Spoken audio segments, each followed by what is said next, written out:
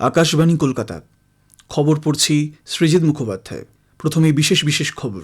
প্রধানমন্ত্রী নরেন্দ্র মোদী বলেছেন, সোমনাথের কাহিনী ভারত মাতার অগণিত সন্তানের অদম্য সাহসের বীরগাথা। 2020 সালের দিল্লি দাঙ্গার মামলায় উমর খালিদ এবং শারজিল ইমামের জামিনের আবেদন খারিজ করেছে সুপ্রিম কোর্ট। অভিযুক্তদের সমর্থন করার জন্য কংগ্রেসের সমালোচনায় সরব বিজেপি। মুখ্যমন্ত্রী মমতা ব্যানার্জি আজ দক্ষিণ 24 পরগনার মুড়িগঙ্গার ওপর গঙ্গাসাগর সেতু শিলান্যাস করেছেন। এদিকে বিজেপি বলেছে এটি নির্বাচনী চমক, কারণ নদীর ওপর সেতু নির্মাণের জন্য কেন্দ্রের কাছ থেকে এনওসি নেওয়া হয়নি। এসআইআর প্রক্রিয়ায় ত্রুটি বিচ্যুতির বিষয়ে রাজ্যের মুখ্যমন্ত্রী মুখ্য নির্বাচন কমিশনার জ্ঞানেশ কুমারকে যে চিঠি দিয়েছেন, তার প্রেক্ষিতে বিরোধী দলনেতা শুভেন্দু অধিকারীও নির্বাচন কমিশনকে চিঠি পাঠিয়েছেন। রাজ্যপাল ডক্টর সিভি আনন্দ বোসের উদ্যোগে জাতীয় স্তোত্র বন্দে মাতরমের 150 বছর পূর্তি উপলক্ষে দুদিনব্যাপী বিশেষ কর্মসূচির সূচনা হয়েছে। আসছে বিস্তারিত খবরে। প্রধানমন্ত্রী নরেন্দ্র মোদী বলেছেন, হাজার বছর ধরে অস্তিত্ববাহী সোমনাথ মন্দির দেশের অবিস্মরণীয় সভ্যতাগত চেতনাকে প্রতিফলিত করে। তিনি বলেছেন, বারংবার আক্রমণ এবং বহু প্রতিকূলতার মধ্যেও সোমনাথ মন্দির মাথা উঁচু করে দাঁড়িয়ে আছে। 1026 খ্রিস্টাব্দে সোমনাথ মন্দিরের উপর হানা প্রথম আক্রমণের পর থেকে 1000 বছরের ঐতিহাসিক মাইল ফলক পার উপলক্ষে প্রধানমন্ত্রী বলেন, সোমনাথ শব্দটি শুনলেই মানুষের মনে গর্বের অনুভূতি জাগ্রত হয়। দেশের পশ্চিম উপকূলে গুজরাটে প্রভাস পাটন তীর্থে অবস্থিত এই মন্দির দেশের চিরন্তন আত্মিক ঐতিহ্যকেই তুলে ধরে। প্রধানমন্ত্রী বলেন, সোমনাথের কাহিনী কেবল একটি মন্দিরের কাহিনী নয়, বরং ভারত মাতার অগণিত সন্তানের অদম্য সাহসের বীরগাথা, যাঁরা দেশের সংস্কৃতি ও সভ্যতা রক্ষা করেছিলেন। ঐতিহ্যবাহী সোমনাথ মন্দিরে বিদেশি আক্রমণের সময়কালের কথা স্মরণ করে প্রধানমন্ত্রী বলেন, 1026 সালের প্রথম ভাগে গজনীর মাহমুদ এই মন্দিরে হিংসাত্মক এবং বর্বরচিত হানার মাধ্যমে বিশ্বাস ও সভ্যতার এক মহান প্রতীক ধ্বংস করার চেষ্টা করেছিলেন। 1000 বছর পরেও মন্দিরটিকে এখনও আগের মতোই মহিমান্বিত করে তোলার জন্য বহু চেষ্টা ও সংকল্প করা হয়েছে বলে তিনি জানান। প্রধানমন্ত্রী বলেন, সারা বিশ্ব ভারতের দিকে অনেক আশা নিয়ে তাকিয়ে আছে। নতুন উদ্ভাবনের ক্ষেত্রে তরুণদের উপর বিশ্ব বিনিয়োগ করতেও প্রস্তুত। তিনি বলেন, ভারতের শিল্প, সংস্কৃতি, সঙ্গীত এবং বেশ কয়েকটি উৎসব আন্তর্জাতিক হয়ে উঠেছে। অন্যদিকে যোগ এবং আয়ুর্বেদ সুস্থ জীবনযাত্রার প্রচারের মাধ্যমে বিশ্বব্যাপী প্রভাব ফেলছে। উপরাষ্ট্রপতি সিপি রাধাকৃষ্ণন বলেছেন, অপারেশন সিন্দুরের সময় ন্যাশনাল ক্যাডেট কোর এনসিসি অত্যন্ত গুরুত্বপূর্ণ ভূমিকা পালন করেছে। শ্রী রাধাকৃষ্ণন আজ নতুন দিল্লিতে এনসিসি সাধারণতন্ত্র দিবস প্যারেড ক্যাম্প 2026-এ ভাষণ দেওয়ার সময় অপারেশন সিন্দুরের সাফল্যের কথা তুলে ধরে শ্রী রাধাকৃষ্ণন বলেন, এই অভিযান দেশের জাতীয় সম্মান, সার্বভৌমত্ব এবং জনগণকে রক্ষা করার সংকল্প প্রদর্শন করেছে। ইলেকট্রনিক্স ও তথ্য প্রযুক্তি মন্ত্রী অশ্বিনী বৈষ্ণব বলেছেন, গত 11 বছরে দেশে বৈদ্যুতিন সরঞ্জাম উৎপাদন হয় 6 গুণ এবং রপ্তানি 8 গুণ বৃদ্ধি পেয়েছে। একটি সোশ্যাল মিডিয়া পোস্টে শ্রী বৈষ্ণব বলেন, অ্যাপল 2025 সালে $50 বিলিয়ন মূল্যের মোবাইল ফোন রপ্তানি করেছে। তিনি বলেন, এর ফলে বৈদ্যুতিন সরঞ্জাম শীর্ষ 3টি রপ্তানি পণ্যের মধ্যে স্থান করে নিয়েছে। 2020 সালে দিল্লি দাঙ্গার ষড়যন্ত্র মামলায় উমর খালিদ এবং শারজিল ইমামের জামিনের আবেদন খারিজ করে দিয়েছে সুপ্রিম কোর্ট।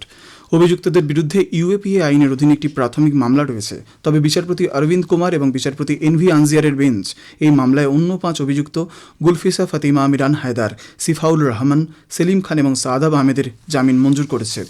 বিজেপি 2020 সালে দিল্লি দাঙ্গার অভিযুক্ত উমর খালিদ এবং শারজিল ইমামকে সমর্থন করার জন্য কংগ্রেসের কাছে ক্ষমা চাওয়ার দাবি জানিয়েছে। নতুন দিল্লিতে তার বিজেপির সদর দপ্তরে এক সাংবাদিক সম্মেলনে দলের মুখপাত্র শাহজাদ পুনাওয়ালা বলেন, কংগ্রেস উমর খালিদ এবং শারজিল ইমামের প্রতি সহানুভূতিপ্রবণ। তিনি বলেন, দেশকে বিভক্ত করার লক্ষ্যে এই অপরাধ অত্যন্ত গুরুতর। তিনি বলেন, সুপ্রিম কোর্ট শুধু জামিন খারিজই করেনি, বরং এই পর্যবেক্ষণও করেছে যে সন্ত্রাসবাদ এবং দিল্লি দাঙ্গায় গঠিত চার্জ সহ অপরাধের ঘটনাগুলো প্রাথমিক বিচারে বৈধ। দিল্লি হাইকোর্ট আজ আরজেডি নেতা লালু প্রসাদ যাদবের একটি আবেদনের বিষয়ে কেন্দ্রীয় তদন্ত সংস্থা সিবিআইকে জবাব দিতে বলেছে। ওই আবেদনে কথিত আইআরসিটিসি কেলেঙ্কারিতে লালু প্রসাদের বিরুদ্ধে চার্জ গঠনের সিদ্ধান্তকে চ্যালেঞ্জ করা হয়েছে। আদালত এই পর্যায়ে বিচার প্রক্রিয়া স্থগিত করতে অস্বীকার করে আগামী মাসের 14 তারিখে মামলার পরবর্তী শুনানির দিন ধার্য করেছে। উল্লেখ্য, এই মামলায় গত বছরের অক্টোবরে লালু প্রসাদ যাদব, তার স্ত্রী রাবড়ি দেবী, পুত্র তেজস্বী যাদব এবং আরও 11 জনের বিরুদ্ধে প্রতারণা, ফৌজদারি ষড়যন্ত্র এবং দুর্নীতির অভিযোগে চার্জ গঠন করা হয়েছিল। খবর শুনছেন আকাশবাণী থেকে।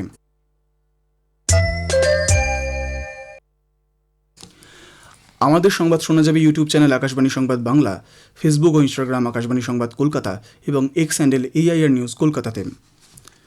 মুখ্যমন্ত্রী মমতা ব্যানার্জি আজ দক্ষিণ 24 পরগনার মুড়িগঙ্গা নদীর ওপর গঙ্গাসাগর সেতু শিলান্যাস করেছেন। 4.5 কিলোমিটারেরও বেশি দীর্ঘ 4 লেনের এই সেতু নির্মাণে আনুমানিক খরচ ধরা হয়েছে প্রায় 1700 কোটি টাকা। গঙ্গাসাগর মেলার প্রস্তুতি খতিয়ে দেখতে আজ সেখানে গেছেন মুখ্যমন্ত্রী। তিনি বলেন, গঙ্গাসাগর সেতু তৈরির কাজ শেষ হলে সারা বিশ্বের মানুষ ও পুণ্যার্থীদের সাগর ভ্রমণ সহজতর হবে। অনুষ্ঠান মঞ্চ থেকে মুখ্যমন্ত্রী একাধিক উন্নয়নমূলক প্রকল্পের সূচনা ও শিলান্যাস করেন। সারা বিশ্বের টুরিস্টদের জন্য, পুণ্যার্থীদের জন্য, সুন্দরবনের প্রত্যন্ত অঞ্চল সহ সকলের জন্য আমি গর্ববোধ করছি। দীর্ঘদিনের মানুষের যন্ত্রণা, জল পেরিয়ে আসা, একদিকে বাঘ, অন্যদিকে কুমির, অন্যদিকে সাপ, অন্যদিকে জঙ্গল, সব সাথে নিয়ে গঙ্গাসাগর সেতুর আজকে শিলান্যাস করে কাজের দায়িত্ব দিয়ে দেওয়া হলো এলএনটিকে। এদিকে গঙ্গাসাগর সেতু শিলান্যাসকে বিজেপি নির্বাচনী চমক বলে দাবি করেছে। কলকাতায় আজ এক সাংবাদিক বৈঠকে বিরোধী দলনেতা শুভেন্দু অধিকারী জানান, সেতু নির্মাণের জন্য কেন্দ্রের কাছ থেকে নো অবজেকশন সার্টিফিকেট বা এনওসি নেওয়া বাধ্যতামূলক, কিন্তু রাজ্য সরকারের পক্ষ থেকে কোনো আবেদন করা হয়নি এর জন্য। জাতীয় জলপথ বাংলাদেশের ওই দিক দিয়ে জাহাজ যায়, সমস্ত বাংলাদেশ কেন আরো ডিপ সিতে যে সমস্ত দেশ আছে ওইটা হচ্ছে তার প্যাসেজ। আপনি এনওসি চেয়েছেন, দিতে হবে তো।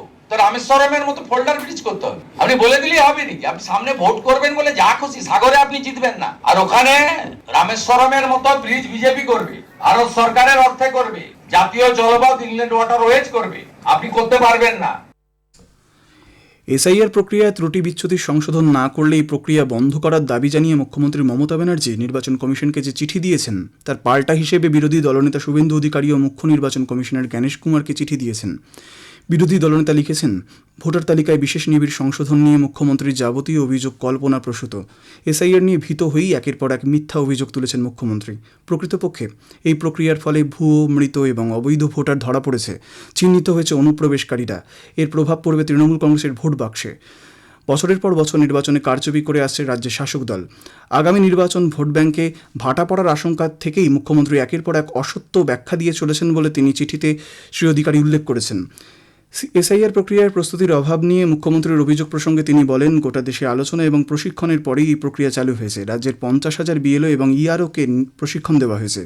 হোয়াটসঅ্যাপে নির্বাচন কমিশনের নির্দেশ দেওয়ার প্রসঙ্গে মুখ্যমন্ত্রীর আপত্তি নিয়ে শুভেন্দুবাবু বলেন, ডিজিটাল মাধ্যমকে ব্যবহার করে নির্দেশ দেওয়ার চল রয়েছে, তাই এর মধ্যে অন্যায়ের কিছু নেই। উল্লেখ্য, এসআইআর প্রক্রিয়া পরিকল্পনাহীন, ত্রুটিপূর্ণ ও প্রশাসনিক গাফিলতিতে ভরা বলে অভিযোগ তুলে মুখ্যমন্ত্রী মমতা ব্যানার্জি গত শনিবার নির্বাচন কমিশনকে একটি চিঠি দেন।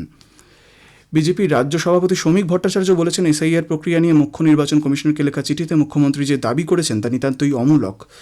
সামাজিক মাধ্যমে এক পোস্টে তিনি বলেন, এসআইআরের প্রকৃত উদ্দেশ্য নাগরিকদের ভোটাধিকার রক্ষা করা। শ্রী ভট্টাচার্য অভিযোগ করেন, রাজ্যে দীর্ঘদিন ধরে ভোটার তালিকায় ভুয়ো এবং অযোগ্য ব্যক্তিদের নাম অন্তর্ভুক্ত করার অভিযোগ উঠছে। স্বচ্ছ এবং সুষ্ঠু নির্বাচন পরিচালনার জন্য এসআইআর প্রয়োজন বলে তার অভিমত। রাজ্যপাল ডক্টর সিভি আনন্দ বোসের উদ্যোগে জাতীয় স্তোত্র বন্দে মাতরমের 150 বছর পূর্তি উপলক্ষে দুদিনের কর্মসূচির আজ সূচনা হয়েছে।